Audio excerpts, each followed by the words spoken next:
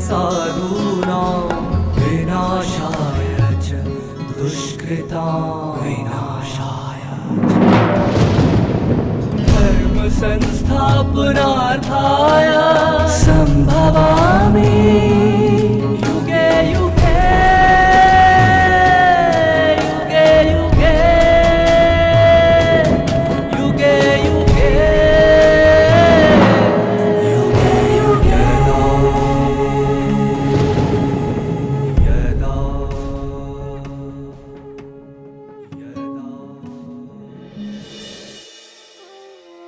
कलयुग के अंतिम चरण में परमात्मा स्वयं इस धरा पर अवतरित होते हैं और विकारों से ग्रस्त पतित मनुष्य आत्माओं को पावन बनाने का एक अभियान आरंभ करते हैं।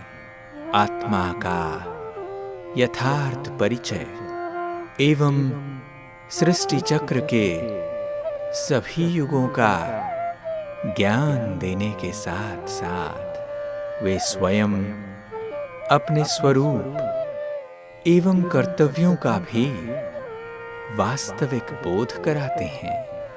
जो मनुष्य आत्मा उनके ज्ञान को धारण करती है वह परमात्मा के समीप पहुंच जाती है। ओम शांति। युग युगांतर के काल चक्र में फैला हुआ ये मानव जीवन चक्र, जिसके आदि और अंत को जानने की उत्सुकता हर कोई मानव में रहता है, लेकिन जान नहीं पाते। आदि अंत को जानने वाला जानी जाननहार, जिसे सर्वज्ञ कहते हैं, वो स्वयं परमात्मा है। जब तक स्वयं परमात्मा को यथार्थ रूप से नहीं पहचानते या परमात्मा के बारे में वास्तविकता को नहीं जानते, तब तक इस अद्भुत कालचक्र के बारे में भी हम अनभिज्ञ ही रह जाते हैं। तो मानव मन में छिपे हुए कई सारे प्रश्नों का वास्तविक समाधान स्वयं परमात्मा के अवतरण से ही मिल सकता है।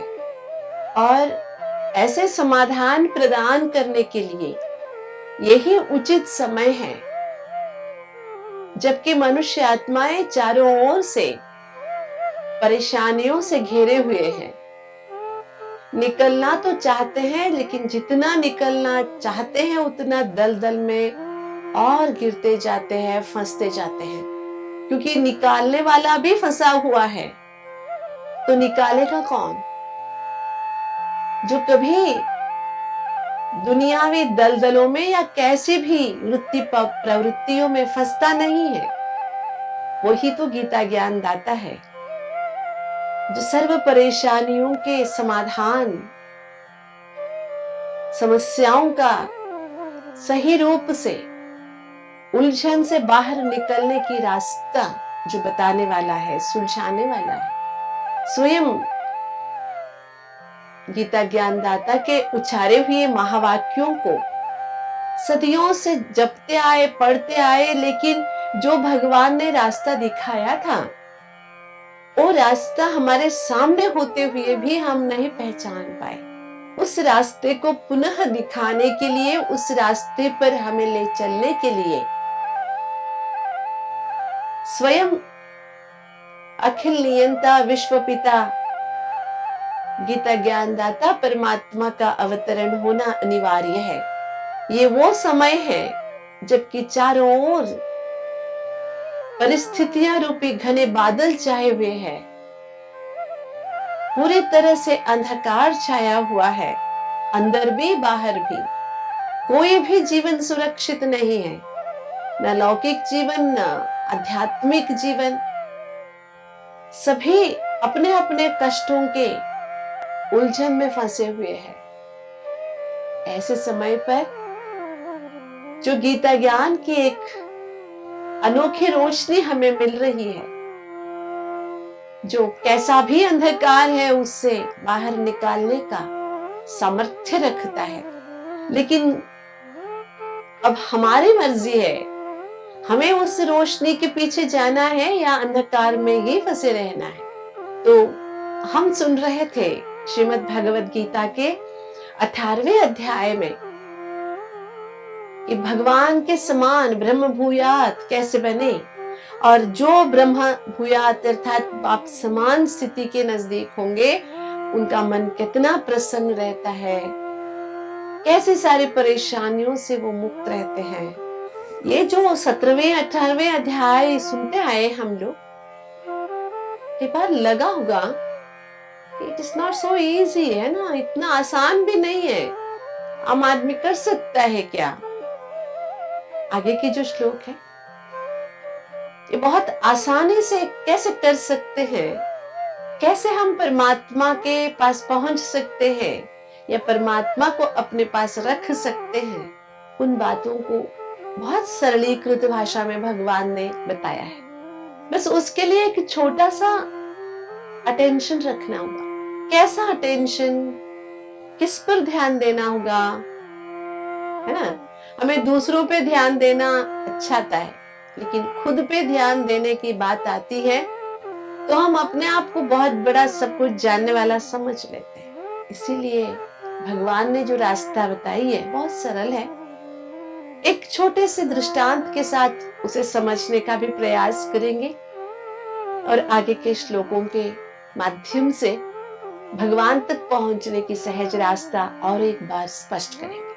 एक किसान के घर एक मेहमान पहुंचता है और किसान के घर उनकी पत्नी दरवाजा खोलती है और कहती है, बस खेत तक गए हैं यजमान, अभी आ जाएंगे, बैठिए। मेहमान बैठे रहते हैं। 5-10 मिनट के अंदर किसान पहुंच जाते हैं अपने घर। मित्र मेहमान को देखते अभिवादन करते हैं, बहुत खुश भी होते हैं, और किसान के साथ उनका कुत्ता भी साथ में ही आता है। किसान तो आराम से लग रहे थे बस कहीं यहीं से बाहर से आए, लेकिन कुत्ता हाँप रहा होता है। तो मेहमान पूछते हैं, एक अजीब सी दुविधा है मेरी, आप दोनों साथ में आए, आपका कुत्ता और आप, लेकिन आप तो आराम से आए हो, कुत्ता हाँप रहा है, इसका क्या मतलब है? आप भी दौड़ते दौड़ते आए क्या? तो किसान कहते हैं, नहीं नहीं मित्र, मैं दौड़ते हुए नहीं आया, क्योंकि मेरा खेत यहाँ से बस 5 मिनट की दूरी पर है। मैं आराम से चलते आया, सीधे रास्ते आया, मुझे थकान भी नहीं हुई, हाँपने की क्या जरूरत है। फिर मेहमान पूछता, फिर ये तेरा कुत्ता क्यों हाँप रहा है? ये कहाँ गया हुआ था? नहीं, ये मेरे साथ ही आया था, फिर ये हाँप क्यों रहा? तो किसान बोलते हैं, ये कुत्ते की आदत है, ये क्या करता है, मैं सीधे रास्ते आ रहा हूँ, ये पता नहीं अंदर के कोई रास्ते में चला जाता है, वहां एक कुत्ते को देखता है, उसे दौड़ाता है, फिर वापस आता है, फिर मुझे 2 मिनट साथ देता है, फिर एक कुत्ता मिला, उसके पीछे भाग जाता है, अंदर गली गली में घुस के भौंक के दौड़ दौड़ के फिर मेरे पीछे आ जाता है। ऐसे 5 मिनट में 50 बार इसने ना अंदर का रास्ता लिया, दौड़ा, भौंका, ये सब करते हुए पहुंचा है, इसलिए बेचारा हाँप रहा है। एक छोटी सी घटना ने हमें बहुत कुछ बता दिया। जिंदगी के राह में भी ऐसे होता है, बस हमें सीधे रास्ते चलना है, लेकिन चलते चलते हम कई बार लखपति, करोड़पति, अरबपति, खरबपति बनने के सपने लेके कभी किसी के पीछे, कभी किसी के पीछे, कभी उनके पीछे तो कभी इनके पीछे। अरे पैसे कमाना, धनवान बनना, ऐशो आराम की जिंदगी जीना, बड़े बड़े महल बनाना किसी ने मना नहीं किया है। विथ प्लान आप करते रहिए, लेकिन किसी को नीचा दिखाने के लिए, किसी को दिखाने के लिए, किसी को पीछा छुड़ाने के लिए, किसी से आगे जाने के लिए, ये जो हम कसरत करते हैं, एक तरह की कसरत ही है, जिसके कारण जितना लंबा रास्ता होता है ना, उससे 50 गुना हम दौड़ चुके होते हैं। थक भी जाते, हाँपते रहते हैं। और जब बहुत थके हुए रहते हैं, हाँपते हैं ना, तो कोई भी काम में दिल नहीं लगता, हर काम आधा अधूरा होता है। फिर उसके लिए सुनना सुनाना पड़ता है, फिर से दोबारा वो काम करो। ऐसे करते ना जिंदगी बहुत परेशानी सी लगती है। इसलिए भगवान जो कहते हैं, मैं तुम्हें हाथ पकड़कर सीधे रास्ते ले जाने आया, मेरी बात मानो। जन्मों से अपने अकल का इस्तेमाल किया, या तो दूसरों को मनाने के लिए किया, या तो मन मर्जी थे या तो लोक मर्जी थे। भगवान की मर्जी का तो देखा ही नहीं है। और मन मर्जी मनमौजी होने के बावजूद भी कोई सुख शांति की प्राप्ति तो हुई नहीं है। न सगे संबंधियों को खुश कर पाए, न खुश रह पाए। आपको याद रहे कि कोई सगे संबंधियों को खुश कर ही नहीं सकता है, क्योंकि उनका खुशी का कोई ठिकाना भी नहीं है और उसके लिए कोई पूर्ण विराम भी नहीं है। हाँ, लेकिन भगवान को खुश करना बहुत आसान है और जरूरी भी। अगर हम उसे खुश करेंगे, खुश करने का मतलब वो नाराज होता है, ऐसी बात नहीं है। जैसे वो चाहते हैं वैसे अगर हम चलने का संकल्प करते हैं तो हमारी ही भलाई है, भलाई ही भलाई छिपा है। विषय को परमात्मा स्पष्ट कर रहे हैं, क्योंकि जितने भी हम लोगों ने श्लोक सुना है, स्पेशली 51 से 55 तक जो श्लोक थे, उससे लगता है कि अरे ये ब्रह्मा भूयात बाप समान बनने की ये लक्षण है, ऐसे करना पड़ेगा, ये शायद पॉसिबल नहीं है हमारे से। अहंकारम बलम दर्पम कामम क्रोधम अपरिग्रह, ये सभी बातें सुनते हैं, यार इतना आसान तो है नहीं, हम सहज लोग हैं, हम कर सकते हैं क्या, इससे बहुत सारी परेशानियां। लेकिन अभी जो भगवान कह रहे हैं, सर्व कर्मण्यपि सदा कुर्वाणो मद व्यपाश्रयः मत प्रसादात अवाप्नोति शाश्वतम पदम अव्ययम। शाश्वत पद कैसे पा सकते हैं? शाश्वत पद क्या है, पहले ये बात समझ के फिर वो कैसे है वो सुनेंगे। देखिए, आत्मा का निवास स्थान परमात्मा के पास परम धाम है, वो आत्मा का शाश्वत निवास स्थान है। लेकिन वो शाश्वत पद है, लेकिन आत्मा की अविनाशी स्थिति जरूर है। लेकिन शाश्वतम पदम अव्ययम, ये जो परमात्मा ने कहा है, आत्मा शरीर में आने से पहले वही थी, नाटक से छूटने के बाद भी वहीं जाएगी। आत्मा की डेस्टिनी तो वही है। तो इस हिसाब से वो आत्मा का शाश्वत पद हो गया। और दूसरा अव्ययम, वो शाश्वत भी है और अविनाशी भी है। अविनाशी से भी आगे, जिस पद का कभी डिग्रेडेशन नहीं होता है, अर्थात व्यय नहीं होता है, माना अव्यय है। व्यय माना कम होना। आत्मा कितने भी नीचे आए, लेकिन पुनः अगर आत्मा अपने स्वरूप में स्थित हो जाए तो अपने संपूर्ण स्वरूप तक पहुंच सकती है। इसीलिए आत्मा को अव्यय कहते हैं। आत्मा में अवगुण आ गए, लेकिन आत्मा के सद्गुण कहीं गए नहीं है, लुप्त है, गुप्त है।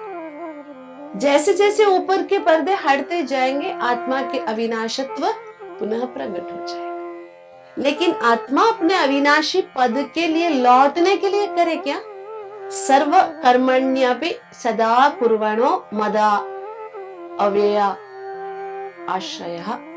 मैं अव्यय हूं, परमात्मा सदैव जैसे है वैसे है, न कम न जास्ती होते हैं।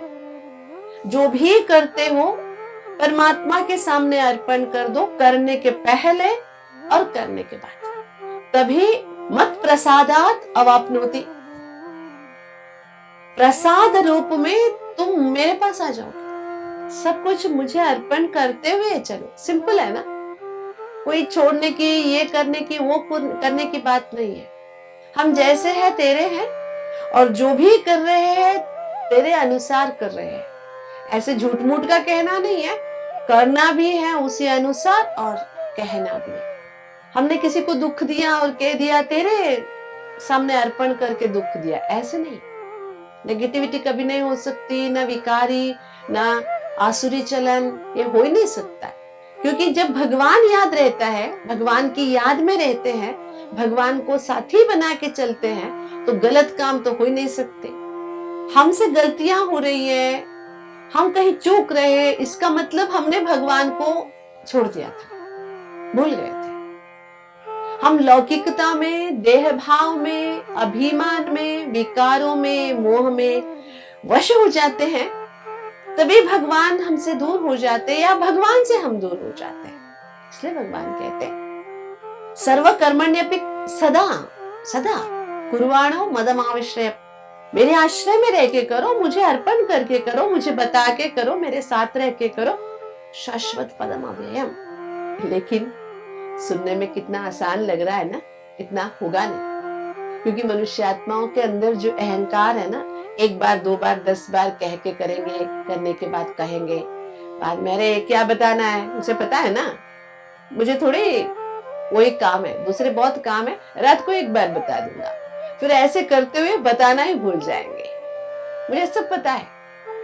हम इस संस्था में कई बार ऐसी बातें देखते हैं, 7 दिन का कोर्स क्या लिया, समझ लेते मुझे सब कुछ आ गया, जबकि 50 सालों से हम सुन रहे हैं तो भी बहुत सारी बातें हैं जो हमारी समझ से बाहर है। लेकिन जो मानव मन के अंदर जो घमंड है ना, देहाभिमान वश, वो सुनने नहीं देता है, सुनाने नहीं देता है। यहीं पर तो हमारी परीक्षा हो जाती है। इसलिए भगवान कह रहे हैं बहुत आसान तरीका है शाश्वत पद अव्ययम पर पहुंचने का, लेकिन इसके ऊपर अटेंशन देने की बहुत जरूरत है। और आगे चलकर जो बातें हैं, चेतसा सर्व कर्माणि मयि सन्यस्य मत्परः बुद्धियोग मुपाश्रित्य मच्चित्तः सततम भव। यह शब्द तो कई बार भगवत गीता में हमने सुना, मच्चिता मद्गता प्राणा, ये शब्द भी हमने सुना है। दूरेन ह्यवरम कर्म बुद्धि योगात् धनंजय, ये भी सुना है। मत परतर ज्ञान्यत किंचिदस्ति धनंजय, ये भी बातें सुनी है। इन्हीं शब्दों का फिर से उपयोग करते हुए बहुत सुंदर एक मार्गदर्शन, यहाँ पर 3 मार्गदर्शन है। चेतसा सर्व कर्माणि मयि सन्यस्य एक है, मत्परः एक है, दूसरा है मच्चित्तः। मच्चित्तः के पीछे है बुद्धि योगम उपाश्रित्य, और उसके लिए अंडरलाइन है सततम भव। That's very important. कभी कभार कर दिया, मन चाहने पर कर दिया, नहीं, सततम भव। और क्या सततम भव? शुरू करते हैं चेतसा, वहां से, है ना। चेतसा सर्व कर्माणि मयि सन्यस्य, मेरे सामने सब कुछ अर्पण करो। चेतसा, विथ कॉन्शियसली, अच्छा हो या बुरा हो, जो हो गया है, जो होने वाला है, त्याग दो उसे। सन्यस्य शब्द का प्रयोग है, यूं ही कह दो ये सब हो गया, सन्यस्य। फिर मत्परः, मेरे में ही लगे रहो, मेरे साथ ही लगे रहो, मत्परः। फिर कैसे? बुद्धि योगाम उपाश्रित्य, बुद्धि योगा, हाँ यहाँ पर जरूरी है। गीता योग शास्त्र है, ये तो बहुत बार हमने स्पष्ट किया, और बुद्धि योग की बातें भी बहुत बार आई है, ज्ञान योग की बातें आई है, कर्म योग की बातें आई है। फिर भी यहाँ पर 18वें अध्याय बस अभी उपसंहार हो ही रहा है, फिर भी भगवान बुद्धि योग की बातें कर रहे हैं। मन मना भव कहते हैं, लेकिन मन योग की बात नहीं, बुद्धि योग की बात है। मन मेरे में लगाओ, लेकिन बुद्धि का योग मेरे साथ ही निरंतर हो। बुद्धि के योग का आधार लेके मच्चित्त, अपने मन को मेरे में रखो। मच्चित्तः, आधार किसका है? बुद्धि योगम उपाश्रित्य। किसका आश्रित्य? आश्रय किसका लेना है?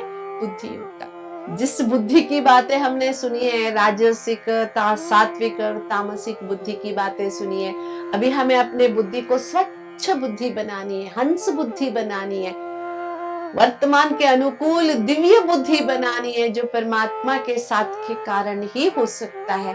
उसके लिए भगवान ने कहा तुम बुद्धि योग के आधार लेकर मेरे में मन लगाओ और सततम भव। जैसे छोटा बच्चा होता है, उस छोटे बच्चे को आप कितने भी खिलौने दे दो, खाने की चीजें दे दो, लेकिन 5 मिनट के बाद फिर वो माँ कहाँ है, माँ कहाँ है, पूछेगा ही पूछेगा। कितना भी उससे माँ को उछल करने के लिए आप प्रयास करो, और एवरी 5 मिनट्स माँ को बुलाओ। क्योंकि देखिए यहाँ अटेंशन की बात है कि उसका ना कनेक्शन माँ के सिवा किसी से जुटा हुआ नहीं रहता इस दुनिया में। जन्मते ही, जन्म से पहले से ही उसका जो कनेक्शन है माँ के साथ जुटा हुआ है। इसलिए जब तक दुनिया से दूसरों से वो जुटेगा नहीं, तब तक वो हर 5 मिनट में माँ को याद करेगा। तो हमें भी अगर भगवान के पास पहुंचना है तो बहुतों से हम जुड़े हुए हैं, भगवान के बच्चे हैं ये भूल गए हैं। हम उनके बड़े, इनके बड़े, हम ये वो बड़े बड़े हेड्स लेके घूम रहे हैं। वो सब सरेंडर करके परमात्मा को अपना सब कुछ केवल कहने मात्र नहीं, मानते हुए बुद्धि योग के आधार से उस परमात्मा को सदैव याद करते कर्म करें, उसके सामने अर्पण करें, तभी हम उन्हीं के पास श्रेष्ठ पद को पा सकते हैं, जो बहुत जरूरी है और हम पहुंचने योग्य भी है। ओम शांति। श्रीमद् भगवद गीता एक अलौकिक प्रकाश पुंज है, जो मानव के जीवन से विकट परिस्थिति रूपे काले बादलों को हटाकर सुनहरे प्रकाश से उजागर कर देता है। दोस्तों, गीता ज्ञान के माध्यम से परमात्मा समझ देते हैं कि आत्मा का शाश्वत निवास स्थान परम धाम है, क्योंकि जन्म मरण के चक्र को पूरा करके कल्प के अंत में हम आत्माएं वहीं लौटकर निवास करती हैं। साथ ही साथ आत्मा का अविनाशी आत्मिक स्थिति में स्थित होना ही शाश्वत पद है, क्योंकि जब आत्मा देह अभिमान वश मोह एवं विकारों के वशीभूत होती है, तो सबसे पहले वह अपने यथार्थ आत्मिक भान की स्मृति से विस्मृत होती है। आत्मिक भाव में स्थित होते ही हम पुनः अपने अविनाशी सद्गुणों को जागृत करने में सक्षम हो पाते हैं। परमात्मा से अपने सर्व संबंध जोड़ना ही उनके साथ यथार्थ बुद्धि योग जोड़ना है, और बुद्धि योग के माध्यम से परमात्मा के प्रति मन लगाना ही गीता ज्ञान का सार है। अतः परमात्मा की हम सभी आत्माओं से यही शुभ आश है कि अपनी बुराइयों को त्याग कर हम स्वयं को उनके प्रति समर्पित कर दें, ताकि वे हमें अपने सानिध्य में स्थान देकर हमारी झोली सुख, शांति व प्रेम से भरपूर कर पाएं। ओम शांति।